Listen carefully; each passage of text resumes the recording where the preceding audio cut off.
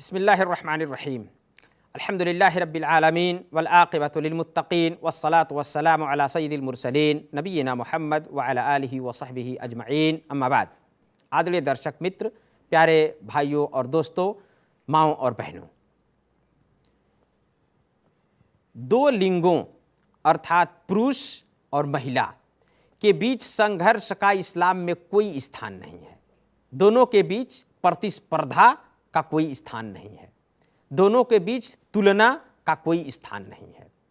अज्ञानता के कुछ समुदाय, जाहिलियत अर्थात अज्ञानता की बिना पर कुछ समुदायों में महिला पर पुरुष के प्रभुत्व अर्थात उसकी निगहबानी के कारण पुरुष, इसलिए कि अल्लाह ने पुरुष को महिला पर जो घोषणा किया है कि अर्रिजालु क़व्वामून अलन निसा, है वास्तविकता यही है कि पुरुष को अल्लाह ने प्रभुत्वता प्रदान किया है महिला पर, तो उसी के कारण पुरुष महिला के बीच संघर्ष की सोच ही का अंत हो जाता है कुछ लोगों के यहाँ, इसी चीज को लेकर कि पुरुष तो पुरुष है, महिला महिला है, ये लेकर के वो अपना सोच वहीं पर समाप्त कर देते हैं और वहीं खत्म हो जाता है। या फिर अल्लाह के धर्म इस्लाम से दूर कुछ अन्य समुदायों में महिला के विद्रोह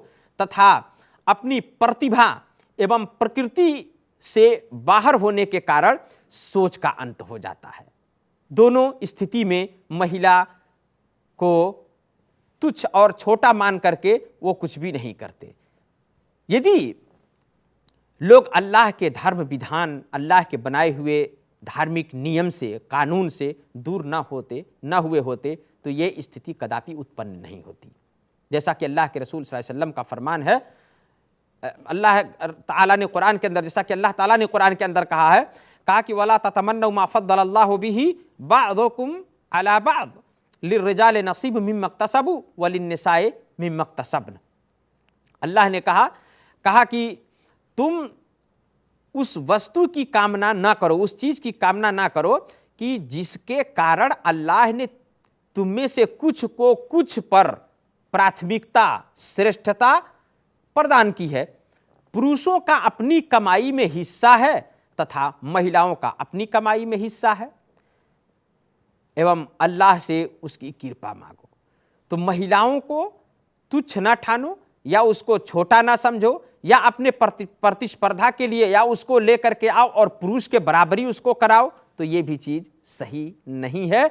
और इस प्रकार न तो महिला को प्रतिस्पर्धा में लाने की आवश्यकता है और न ही पुरुष को उसे छोटा ठानने की आवश्यकता है। कहा लिर्रिजाले नसीबुम मिम्मा इक्तसबू वलिन्निसाए नसीबुम मिम्मा इक्तसब्न, कि महिलाओं, पुरुषों के लिए उनका अंश है जो उन लोगों ने किया, जो कमाया, और महिलाओं के लिए उनका अंश है जो उन्होंने कमाया। सबका अलग अलग है और सबकी अलग अलग स्थिति है, सबका अलग अलग स्थान है। तो दोनों को एक साथ जोड़ना और दोनों के एक बराबर करके या उसे तुच्छ ठान लेना या उसे छोटा मान लेना, ये सोच लेना कि महिला से क्या हमें ये करना, तो ये भी चीज यानी महिला को छोटा देखना, ये भी इस्लाम की दृष्टि में बिल्कुल गलत है।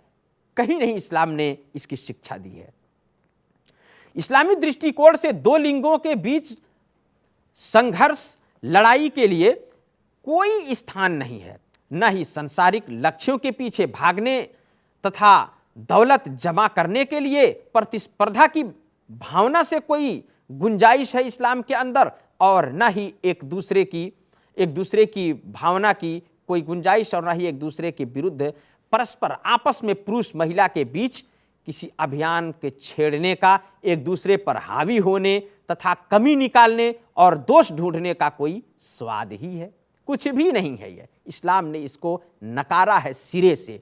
एक तरफ जहां ये सब व्यर्थ तथा बेतुका और इस्लाम को सही तरह से ना समझने का परिणाम है, तो दूसरी तरफ दोनों लिंगों के कर्तव्य तथा दायित्व की वास्तविकता से अज्ञानता का परिणाम है। तो सभी को अल्लाह से उसकी कृपा, दया की भीख मांगनी चाहिए, पुरुष हो या महिला, इस प्रकार की मानसिकता किसी के अंदर नहीं होनी चाहिए कि ये महिला है और ये हमसे आगे नहीं हो सकती या कैसे हमसे आगे हो गई या कोई भी चीज़, ऐसा कभी नहीं होना चाहिए। और इसे इस्लाम ने नकारा है, इस्लाम ने इससे मना किया है। अल्लाह से दुआ है अल्लाह ताला हम सबको इस्लाम के सही शिक्षा को प्राप्त करके उसी के बमोजिम अपनी मानसिकता, अपनी राय किसी के प्रति हमें कायम करने की तौफीक प्रदान करे। आमीन। वस्सलामु अलैकुम वरहमतुल्लाहि वबरकातुहू। वसल्लल्लाहु अला नबीना मुहम्मद व अला आलिहि व सहबिहि वसल्लम।